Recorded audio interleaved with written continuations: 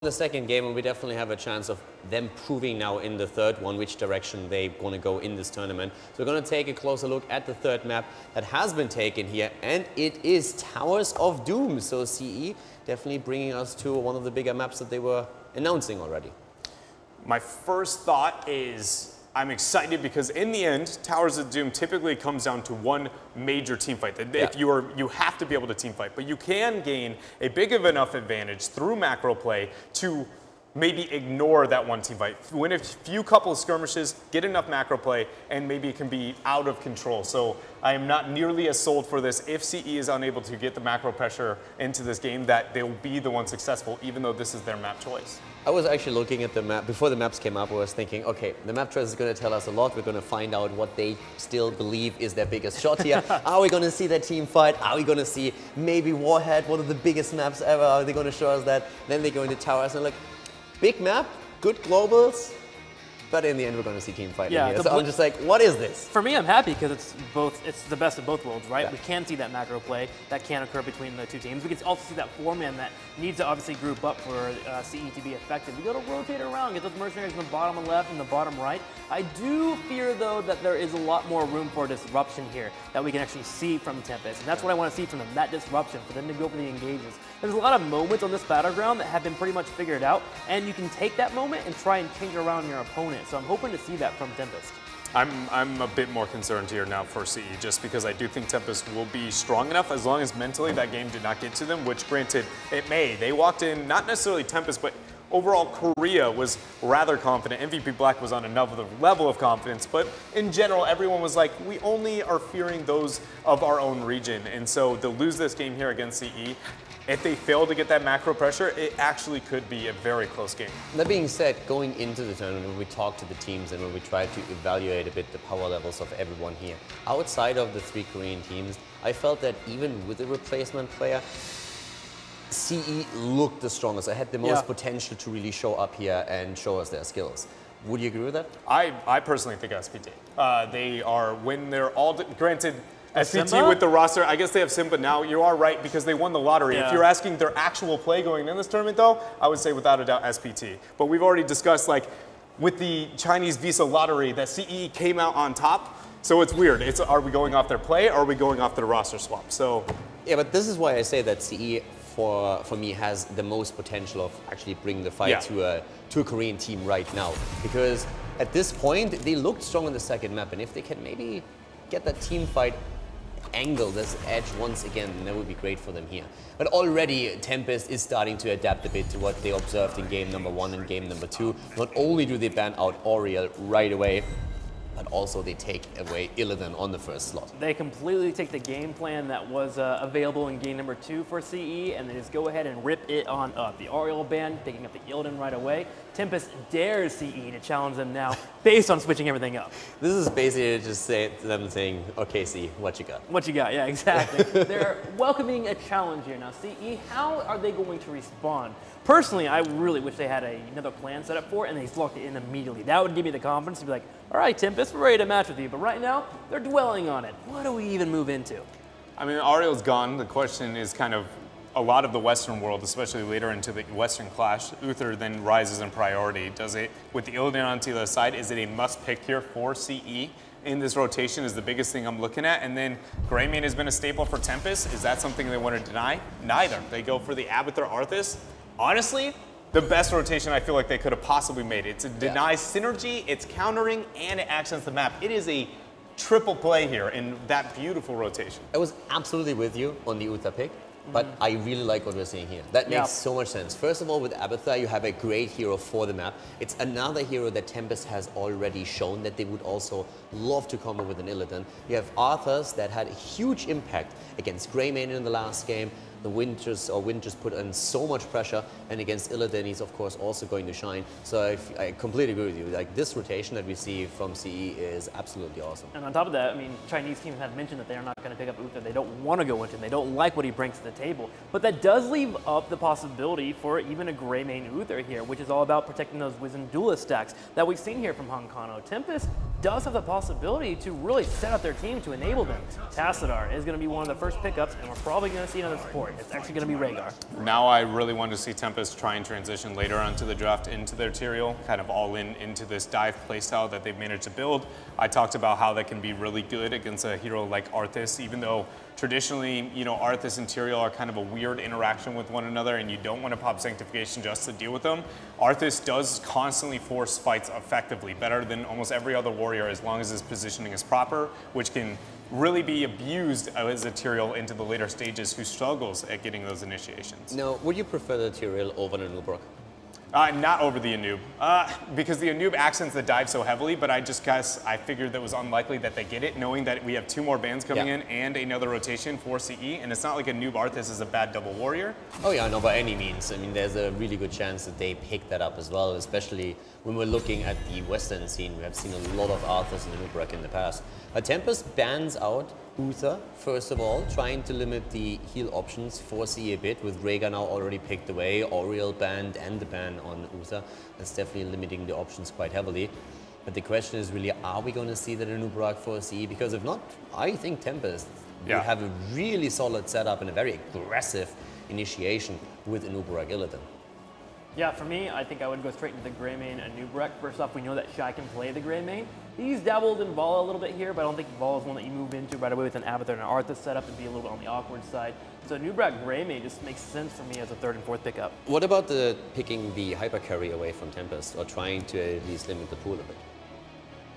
I mean, they've already got an Illidan task. How much can you really stop? Yeah. You know, you've got the Arthas to be able to deal with it, but no matter what happens, the Lunar's already been taken away. That's going to accent it. Now Cassie to respond to it is a beautiful adjustment, but we still need to know, the biggest question, is it a noob? About to find out in a couple of seconds here. And it's going to be Zeratul instead. They were assuming a Tyrael, so they picked the Zeratul as a counter pick, ignoring the Anubarak, or I am really missing a synergy here.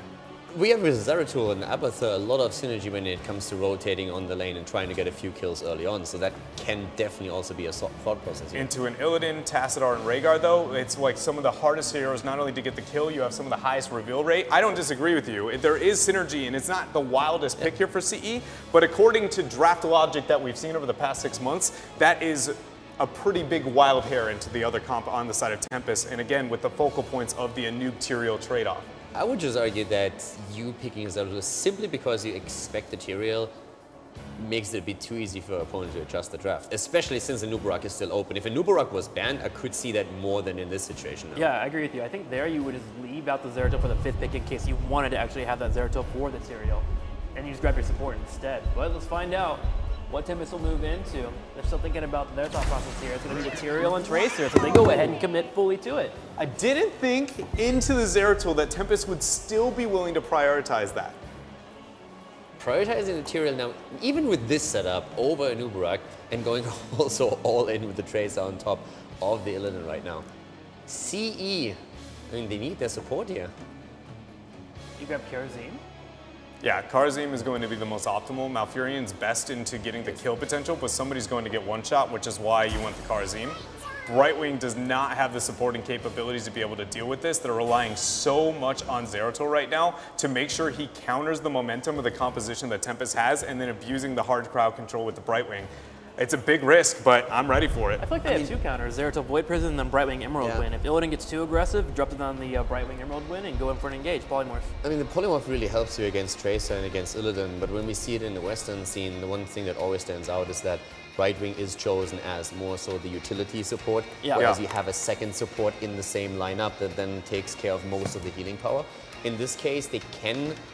I'm a little bit curious to see what kind of build we're now seeing on Abathur. I would still expect him to go into Symbiote, but when we see a Western team play a similar style where they're heading into a Brightwing and an Abathur, what usually shows, especially on this map, is you going into a shield pit instead. It's all in here with the composition that we see on the side of CE, but still Tempest, you know, picking up that Tyrael here. They're going to be on the red side. Remember, guys, this is 1-to-1 in this series between Korea and China. And to the left, we have, of course, their opponent in blue. It is CE winning on Sky Temple, forcing game number 3. Once again, with their Arthas at the front, Cassius, Zeratul, Brightwing, and Abathur are going to be the picks here for them. You know, especially when we're looking at the three heroes, at Zeratul, Brightwing, and Abathur. In the days of old, that was one of the most sought-after snipe comps that you could see. Zeratul sneaking onto a lane, ideally a lane where you only have one target against you, and then Brightwing portals in, Abathur immediately jumps in with the head on Zeratul, and you have an immediate 1 versus 3. If they can use that mobility to maybe get kills early on, like here, that would be pretty fantastic for them. I mean, you have an Illidan Tracer to asset our composition. Levels 1 through 9 is where you should be thriving, but Brightwing, again, with that trio that used to be so old school, should be enough to kind of stop that bleeding, that early game pressure. Originally, with the Brightwing onto her own and being the solo support, it's not something we see too often. Again, you talked about it's a utilities double support in the Western world. I would have said this is a judgment dive game with the hunt all in onto the Brightwing, and that's still an option. But that's where I was talking about the pressure that Zeratul is going to have to void and counter the momentum. It should be enough to be able to deal with it at post 13, but pre 13, there's that 3-level window they have to be concerned about. It's a big enough deterrent though. I hope to see Sanctification come out in a more slow play here for Tempest. I agree, but I definitely see what you're saying. If we have Tyrael with Judgment and Illidan with the Hunt, we have seen so many comps already in the Western world where you just blow up a target within seconds. When there's no cleanse available, which we might still see here, we should, then that, I mean, even with it, just the damage potential alone is already just so rapid. They have a Tracer jumping in, dropping a bomb. It's gonna be an interesting game for sure, but for CE it has to be that early game, right, where they try to get those kills in aggressive rotations, as we see right now towards the camp. They're gonna be able to get pressure out, but it's merely just going to steal this camp away from Tempest, giving them a positional advantage on top if they would like to make that happen. Illidan is already going to start the top right channel. Abathur displaying himself into the top left. Nobody on the side of Tempest is looking to pressure. And with an Illidan or Abathur composition, you normally don't see the team be able to get up both. Sign comes in there with his Tracer, Shy, getting a lot of damage, but he's got the blind pressure out. Abathur hat is there. They eventually get the kill, but not as quick as Sign anticipated. Yeah, not quite as quick, but they still are in a 4 versus 5 right now. CE down a hero. I mean, the death timers are still pretty low, so right now they can just simply buy a bit more time. Abathur got one, but Illidan is still in the mid lane, and we have Paradise sneaking around, has the hat, and puts the pressure on the lockdown. Not quite able to go for a one-shot here, but at least delivering a significant amount of damage. Cassie is going to be on her way back here towards that middle altar. It's going to be a start attempt here for H82. Wins eventually going to delay. It's more of a game of chicken there at that point in time than it is an actual stall out. Yeah, and for now also with the level 4 talents in play. Well, first of all, we have once again Tracer trying to move in, trying to get the hit, and that's the second kill. Brightwing is down. Sign on that Tracer is an absolute monster. He is so very good when it comes to initiating with Honkono onto the Tyrael. Their teamwork is just always onto the same page, and that is honestly why Tyrael still remains into the Korean meta and into the Eastern world meta. It has fallen out almost completely with the Western side of the world, but they just always know, throw down the Eldruins, wait till the misplay, initiate together, and the double threat they provide is too much right now for CE to deal with. But if we see no cleanse on the side of CE, I do think that this game is going to snowball in Tempest's favor. It's very important that they go into the cleanse route to deter the judgment dive. They have to. We have seen, like, with Cleanse being in a lot of compositions, a lot of double support composition, with Oriel Tassadar, for example, not really being the biggest aspect anymore. We see especially Oriel's ult to have such an impact when you are going up against an Illidan composition with Hunt alone already.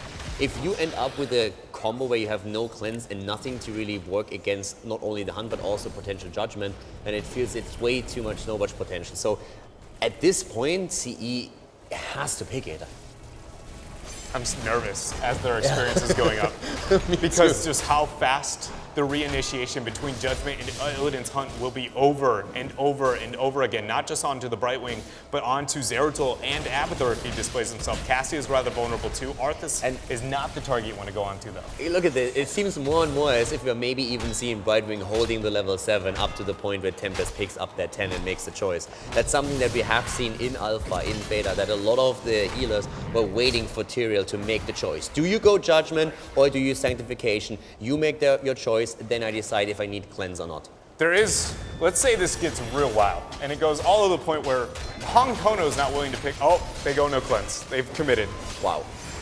So, can CE abuse the teleport onto the Zeratul pick and initiations effectively enough to get a kill onto Tempest, or will Tempest be able to abuse between at least the hunt over and over again, the lack of defensive capabilities between the 100-second cooldown that is Void Prison to counter momentum and Brightwing there with no cleanse? I'm really worried for CE now.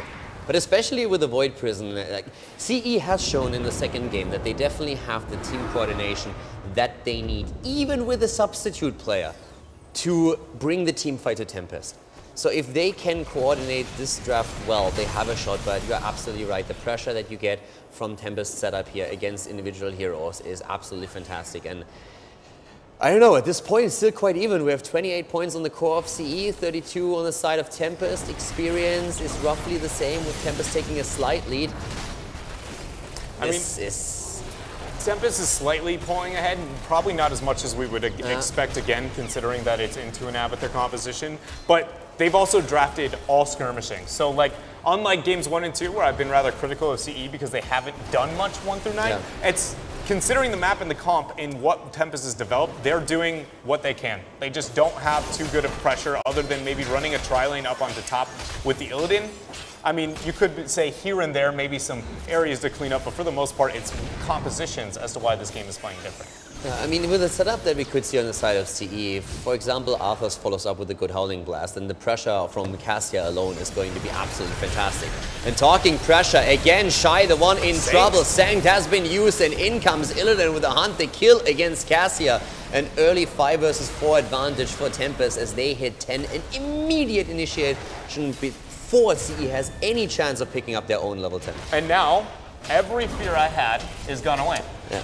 Because, well, I mean, Illidan has still got to be a problem, but having only one problem as a Brightwing is very easy to deal with post 13. That 3-level window now exists again because Judgment is not going to be a hard initiation tool. Even beyond that, they don't have necessarily a force wall to be able to abuse the lack of mobility existing on the Brightwing, who's an Emerald Wind support, like Brightwing, an Arthas and a Cassia.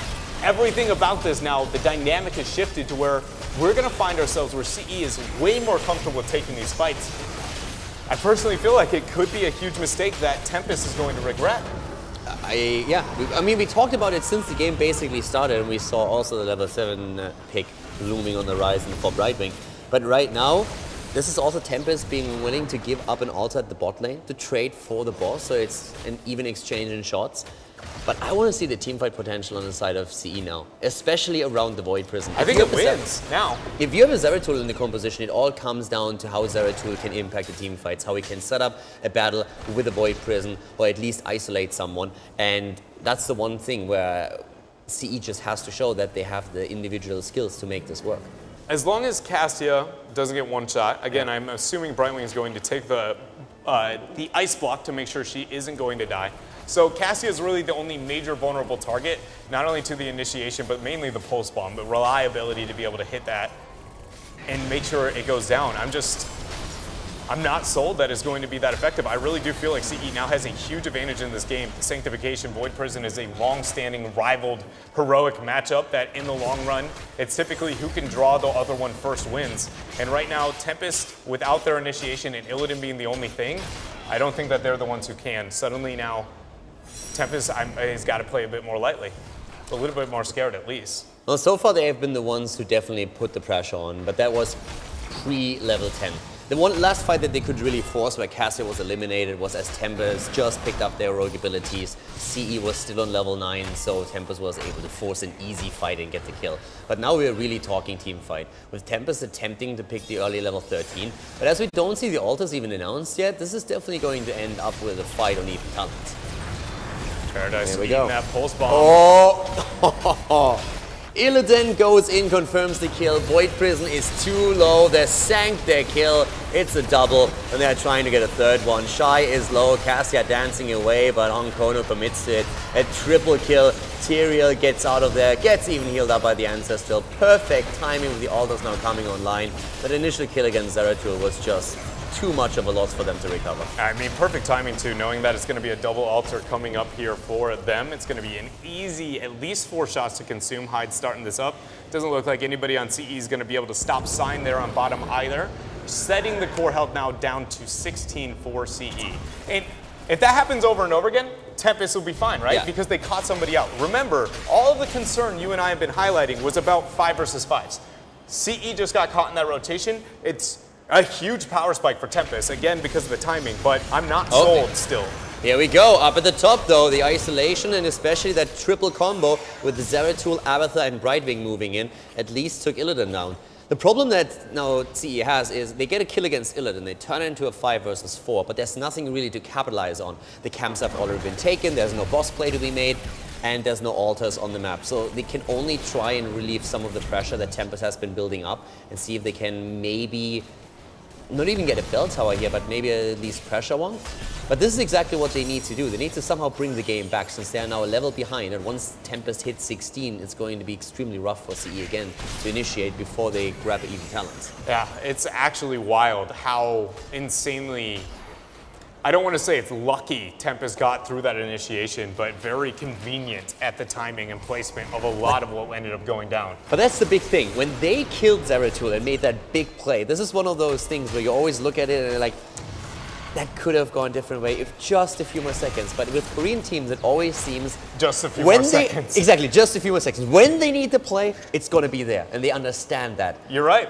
I mean, you are correct that they have put on flawless execution for a long while in competitive Heroes of the Storm. And honestly, we just saw more display of it. It's just that timing. If it had happened at any other moment, I'd be like, CE is in a fine position still. Yeah. But because of the timing, I'm like, I don't know if it's enough for them to be able to deal with it, even with the Sanctification choice into the lack of cleanse.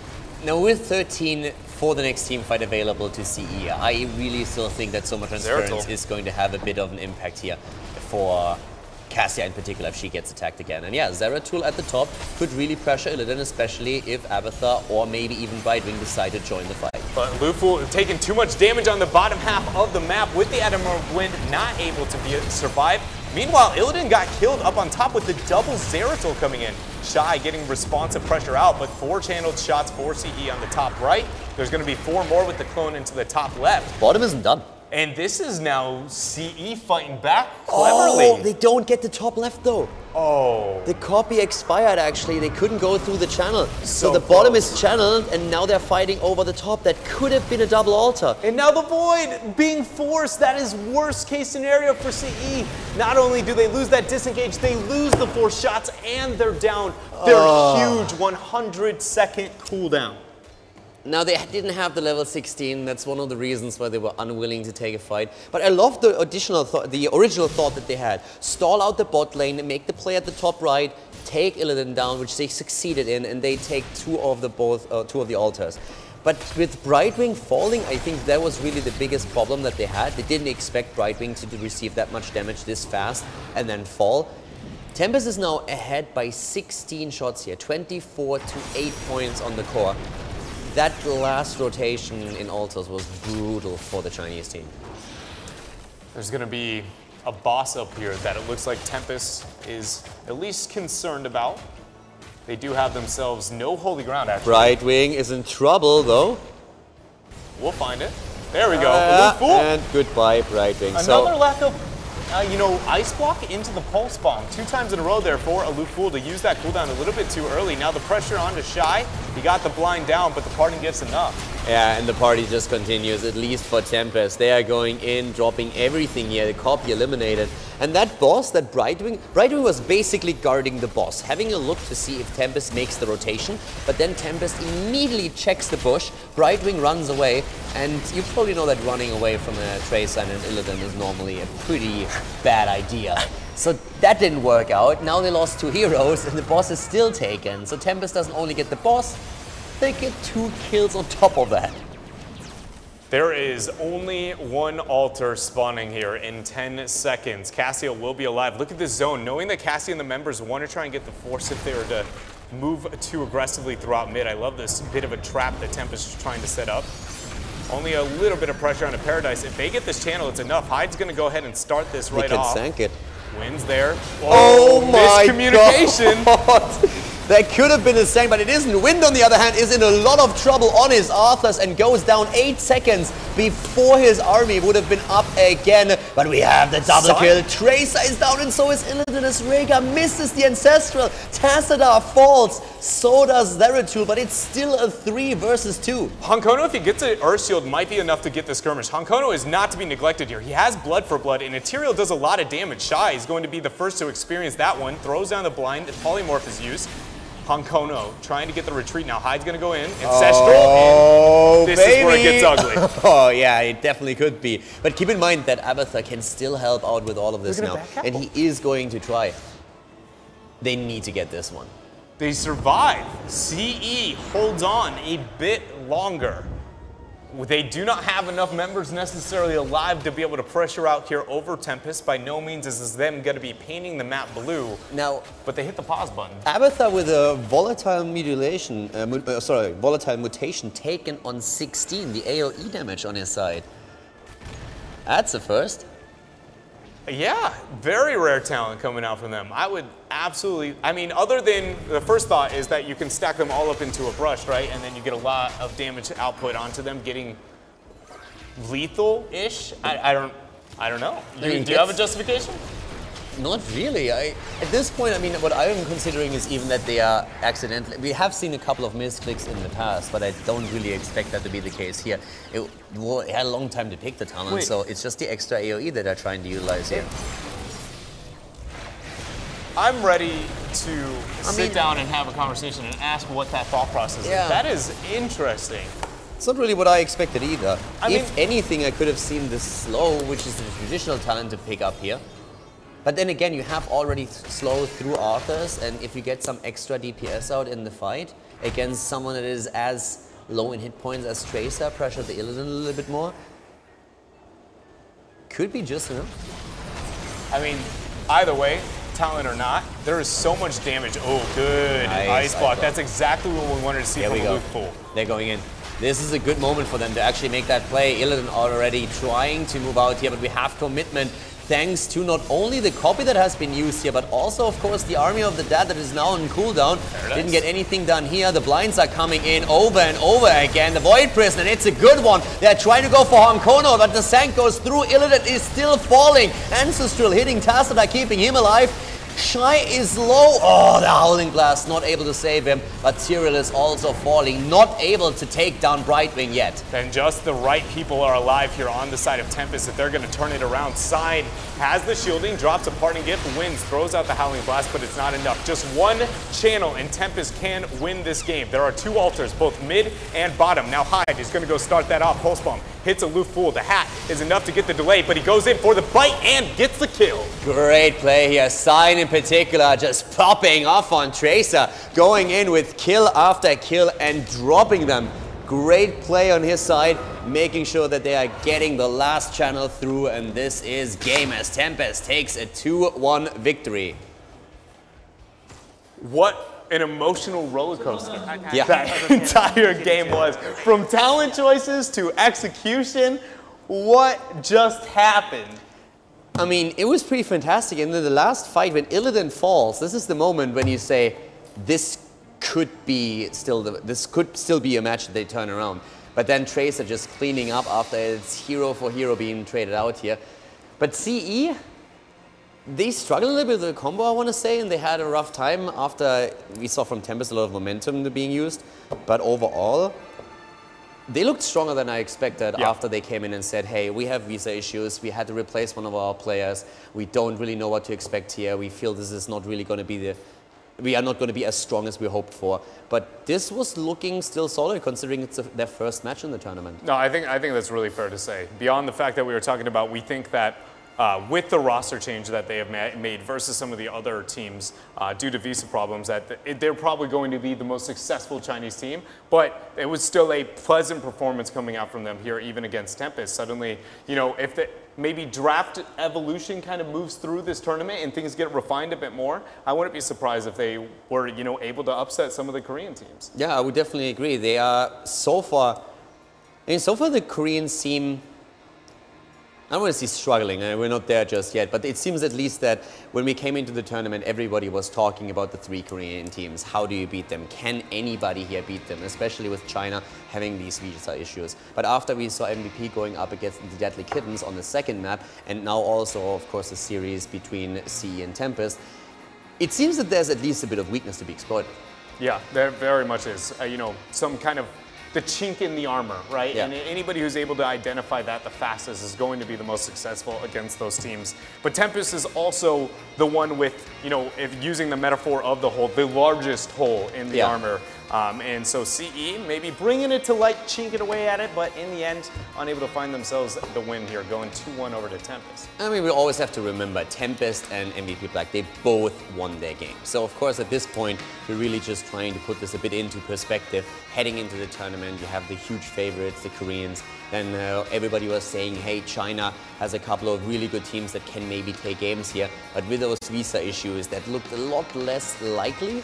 But right now, CE at least giving us a bit of hope that they are bringing in the fire. But so far, Tempest and MVP Black both successful. But before we're going to head into any other series here, we're going to head to the stage where Trixler has once again player for an interview.